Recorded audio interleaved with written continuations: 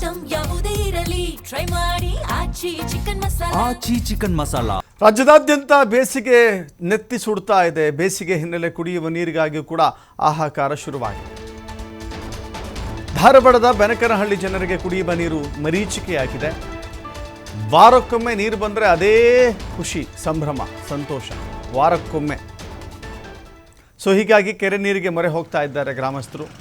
ಗ್ರಾಮದಲ್ಲಿ ಒಂದೇ ಒಂದು ನಲ್ಲಿ ಮಾತ್ರ ನೀರು ಬರುವಂಥ ನಲ್ಲಿ ಅದು. ಕೆರೆಯಲ್ಲೂ ಕೂಡ ಶುದ್ಧವಾದಂಥ ನೀರು ಇಲ್ಲದೆ ಇರೋದ್ರಿಂದ ಹನಿ ನೀರಿಗಾಗಿ ಬಿಸಿಲಿನಲ್ಲಿ ಹೀಗೆ ತಳ್ಳೋ ಗಾಡಿಗಳಲ್ಲಿ ಬಿಂದಿಗೆಗಳನ್ನು ಇಟ್ಟುಕೊಂಡು ಕಿಲೋಮೀಟರ್ ಗಟ್ಟಲೆ ಸಾಗಿ ಕೆರೆಯಿಂದ ನೀರು ತುಂಬಿಕೊಂಡು ಮತ್ತೆ ವಾಪಸ್ ಆಗುವಂಥ ಸ್ಥಿತಿ ಇದೆ. ಹಲವು ಬಾರಿ ಅಧಿಕಾರಿಗಳಿಗೆ ಮನವಿ ಮಾಡಿದರೂ ಕೂಡ ಪ್ರಯೋಜನವಾಗಿಲ್ಲ. ಜನ ಮತ್ತು ಜಾನುವಾರು ನೀರಿಲ್ಲದೇ ಪರದಾಡುವಂಥ ಸ್ಥಿತಿ ಇದೆ. ಅಧಿಕಾರಿಗಳು ಇಲ್ಲಿವರೆಗೂ ಕ್ರಮವನ್ನು ತೆಗೆದುಕೊಂಡಿಲ್ಲ.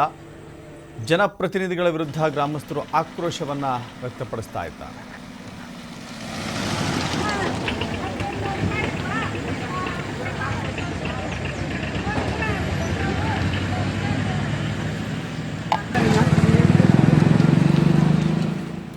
ಈ ಗ್ರಾಮಗಳಲ್ಲಿ ನೀರಿನ ಬವಣೆ ಹೇಗಿದೆ, ಜನ ಹೇಗೆಲ್ಲ ಪರದಾಡ್ತಾ ಇದ್ದಾರೆ ಎನ್ನುವ ಪ್ರತ್ಯಕ್ಷ ವರದಿಯನ್ನು ನಮ್ಮ ಪ್ರತಿನಿಧಿ ಯಲ್ಲಪ್ಪ ನೀಡಿದ್ದಾರೆ. ನೋಡೋಣ. ನೆತ್ತಿ ಸುಡು ಬಿಸಿಲಿನಿಂದ ಎಲ್ಲಿ ನೋಡಿದ್ರೂ ನೀರಿಗೆ ಹಾಹಾಕಾರ ಇಲ್ಲಿ ಅಂದರೆ ಆರಂಭವಾಗಿದೆ. ಪ್ರಮುಖವಾಗಿ ಧಾರವಾಡ ಜಿಲ್ಲೆಯಲ್ಲಿ ಕುಂದಗೋಳ ತಾಲೂಕು ಮತ್ತು ನವಲಗುಂದ ತಾಲೂಕು ಇವೆರಡೂ ತಾಲೂಕುಗಳು ಅವಲಂಬಿತವಾಗಿದ್ದೆ ಆ ಊರಿಗೊಂದು ಇರುವಂತಹ ಕೆರೆಯ ಮೇಲೆ. ಆ ಕೆರೆ ನೀರು ಇವತ್ತು ಸಂಪೂರ್ಣವಾಗಿ ಕಲುಷಿತಗೊಂಡಿವೆ. ಇದರಿಂದ ಇವತ್ತು ಕುಡಿಯಲಿಕ್ಕೆ, ಮನುಷ್ಯರು ಕುಡಿಯಲಿಕ್ಕೆಲ್ಲ ಜಾನುವಾರುಗಳಿಗೂ ಸಹಿತ ಇವತ್ತು ನೀರಿಗೆ ಹಾಹಾಕಾರ ಆರಂಭವಾಗಿದೆ. ಅಂದರೆ ಕುಡಿಯೋ ನೀರಿಗೆ ಇವತ್ತು ಇಲ್ಲಿನ ಜನ ಒಂದು ಕಡೆ ಅಂದರೆ ಮಲಪ್ರಭಾ ನೀರಿಗೆ ಅವಲಂಬಿತರಾದರೆ ಈ ಊರಿನ ಕೆರೆಯನ್ನೇ ನಂಬಿ ಇವತ್ತು ಜಾನುವಾರುಗಳನ್ನ ಜೋಪಾನ ಮಾಡಿದ್ದಾರೆ. ಆದರೆ ಇಲ್ಲಿರುವಂತಹ ಕಲುಷಿತಗೊಂಡಂತಹ ನೀರು ನೋಡಿದರೆ ಸಂಪೂರ್ಣವಾಗಿ ಈ ನೀರು ಇವತ್ತು ಪಾಚಿಗಟ್ಟಿದೆ.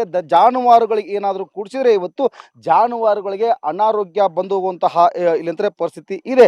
ಇಂತಹ ನೀರುಗಳನ್ನ ಜಾನುವಾರುಗಳಿಗೆ ಕುಡಿಸೋದು ಬೇಡ. ಇಂತಹ ನೀರನ್ನು ನಾವು ಕುಡಿಸಿದ್ರೆ ಜಾನುವಾರುಗಳ ಪರಿಸ್ಥಿತಿ ಏನಾಗ್ಬೋದು ಅಂತೇಳಿ ಇವತ್ತು ಸಂಪೂರ್ಣವಾಗಿ ತಾವು ಜೋಪಾನ ಮಾಡಿದಂತಹ ಜಾನುವಾರುಗಳನ್ನ ಮಾರಾಟ ಮಾಡ್ತಾರೆ. ಯಾಕಂದ್ರೆ ಅವುಗಳಿಗೆ ಏನಾದರೂ ಅನಾರೋಗ್ಯ ಕೊಂಡ್ರೆ ಅವುಗಳ ಪಾಪ ನಮಗೆ ಹತ್ತೋದು ಬೇಡ ಅಂತೇಳಿ ಇವತ್ತು ಮಾರಾಟ ಮಾಡಿ ಈ ಸಂಪರ್ಕದಲ್ಲಿ ಗ್ರಾಮಸ್ಥರನ್ನ ಅವರನ್ನ ಮಾತಾಡ್ತೀನಿ. ಸರ್, ಸದ್ಯ ಪರಿಸ್ಥಿತಿ ಯಾವ ರೀತಿ ಮಟ್ಟಿಗೆ ಇದೆ ಇಲ್ಲಿ ಬಿಸಿಲಿಂದ? ಸರ್, ಬಿಸಿಲು ಭಾಳ ಐತಿ ಸರ್. ಇಲ್ಲಿ ಕುಡಿಯಾಕ ನೀರು ನಮ್ಮೂರ ಸುತ್ತಲೂ 8 ಹಳ್ಳಿಗೆ ನೀರು ಕೊಡುವಂತ ಕೆರೆ ಇದೆ. ಹಿರೇನೈತಿ ಗ್ರಾಮ ಪಂಚಾಯತಿ ಐತಿ ಅಂದ್ರು ಆ ಊರನ್ನ ಸತ್ತು ಬಂದು ಇಲ್ಲಿ ನಮ್ಮ ನೀರು ತೊಗೊಂಡು ಈ ಕೆರೆ ನೀರು ತೊಗೊಂಡು ನೀರು ಕುಡಿತಿದ್ದು ಮೊದ್ಲ. ಇವತ್ತು ಗ್ರಾಮ ಪಂಚಾಯತಿಯವರು ಇದನ್ನ ಸರಿಯಾಗಿ ಯುಟಿಲೈಸ್ ಮಾಡ್ಕೊಳಕ್ಕಾಗಿಲ್ಲ. ಕಂಟಿ ಬೆಳೆದವು, ನೀರು ಕೆಟ್ಟೈತಿ. ಆ ನೀರು ಕೆಟ್ಟಿದ್ದಕ್ಕೆ ಅದು ಪೌಡರ್ ಹಾಕ್ಬೇಕು, ಅದನ್ನ ಮೇಂಟೆನೆನ್ಸ್ ಮಾಡ್ಬೇಕಂತ ಗ್ರಾಮ ಪಂಚಾಯತಿಯವ್ರು ಪೂರ್ತಿ ವೈಫಲ್ಯನ ಸೀಮಿತಗೊಳಿಸ್ಯಾರ. ದನಾನು ನೀರು ಕುಡಿಲಿಕ್ಕೆ ಬರಲ್ಲ ಅಂತ ಅದನ್ನ ನೀರ್ ಆಗೈತ್ರಿ. ಅದು ನೀರು ಮನುಷ್ಯರ ನೀರು ಕುಡಿದ್ರೆ ಡಿಸೆಂಟ್ ಇರ್ತೈತ್ರಿ, ಹಿಲಾಟ್ ಹತ್ತೈತ್ರಿ. ಈಗಾಗಲೇ ಹಿಂದೆ 2-3 ತಿಂಗಳಿಂದ ಈ ನೀರು ಕುಡಿದು ಸರ್ಕಾರಿ ದವಾಖಾನೆ ಒಳಗೆ ಅಡ್ಮಿಟ್ನು ಆಗಿದ್ರಿ. ಯಜಮಾನ್ರಿ, ಏನಾಗೈತೆ ಸದ್ಯ ಇಲ್ಲಿಗ? ಈಗ ನೋಡ್ರಿ, ಈ ನೀರಿನ ಸಮಸ್ಯೆ ಆಗಿ ನೋಡ್ರಿ ಎಂತ ನೀರ್ ಐತಿ. ಆ ಬಹುಗ್ರಾಮ ಕುಡಿಯುವ ನೀರಿನ ಯೋಜನೆಯು ಸಂಪೂರ್ಣ ವಿಫಲಗೊಂಡೈತಿ.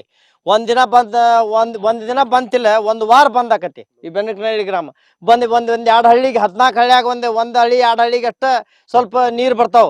ಉಳ್ಕಿವು ಇಲ್ಲಿ ದೂರಿನ ಊರಿಗೆ ಇದಕ್ಕೆ ನೀರೇ ಬರಂಗಿಲ್ಲ. ಹೀಗಾಗಿ ಈ ರೈತರೆಲ್ಲ ಎಷ್ಟೋ ಕೈಗೆ ಬಂದಾಗ ರೇಟ್ನಂಗೆ ಜಾನುವಾರುಗಳನ್ನ ಮಾರ್ಯಾರ. ಮನೆ ಸಂತೆ ಕೈಗೆ ಬಂದ ರೇಟ್ನಂಗ ಮಾರ್ಯಾರ.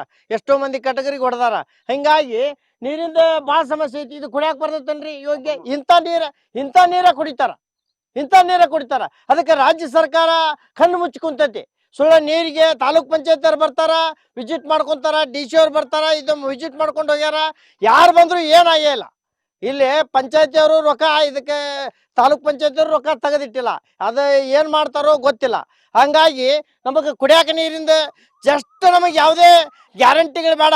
ಫಸ್ಟ್ ಚಂದಾಗಿ ಕುಡಿಯಾಕ ನೀರು ಕೊಡ್ಬೇಕಂತೇಳಿ ಈ ಮೂಲಕ ನಾನು DC ಅವರಿಗೆ ಮನವಿ ಮಾಡ್ಕೊಂತೇನೆ. ಈಗಾಗಲೇ ಕುಡಿಯುವ ನೀರಿಗೂ ಸಹ ಇಲ್ಲಂದ್ರೆ ಆಹಾಕಾರ ಆರಂಭವಾಗಿದೆ. ಹೀಗಾಗಿ ನಮ್ಮ ಮಿತ್ರ ಅಂದ್ರೆ ರೈತರ ಮಿತ್ರ ಅಂತ ನಾವು ಜಾನುವಾರುಗಳಂತ ಕರಿತೀವಿ. ಅಂತ ಜಾನುವಾರುಗಳನ್ನ ಮನಸ್ಸಿಗೆ ಬಂದಂತಹ ರೀತಿಯಲ್ಲಿ ಇವತ್ತು ಕಸಾಯಖಾನೆಗೆ ಮಾರಾಟ ಮಾಡುವಂತಹ ಸ್ಥಿತಿ ನಿರ್ಮಾಣವಾಗಿದೆ. ಇದಕ್ಕೆಲ್ಲವೂ ಕಾರಣ ನೆತ್ತಿ ಸುಡುವಂತಹ ಬಿಸಿಲು. ಹೀಗಾಗಿ ಸರ್ಕಾರಗಳು ಇಲ್ಲಿ ಎಚ್ಚೆತ್ತುಕೊಳ್ಬೇಕು. ಸರಿಯಾಗಿ ಒಂದು ಕಡೆ ಜನರಿಗಿರ್ಬೋದು, ಇನ್ನೊಂದು ಕಡೆ ಜಾನುವಾರುಗಳಿಗೆ ಸರಿಯಾದ ಸಮಯಕ್ಕೆ ನೀರನ್ನ ಒದಗಿಸುವಂತಹ ಕೆಲಸ ಮಾಡಬೇಕು ಅನ್ನೋದು ಗ್ರಾಮಸ್ಥರ ಮಾತು. ಕ್ಯಾಮರಾ ಪರ್ಸನ್ ಜೊತೆ ಯಲ್ಲಪ್ಪ ಸೋಲಾರಗೊಪ್ಪ, TV5 ಹುಬ್ಬಳ್ಳಿ.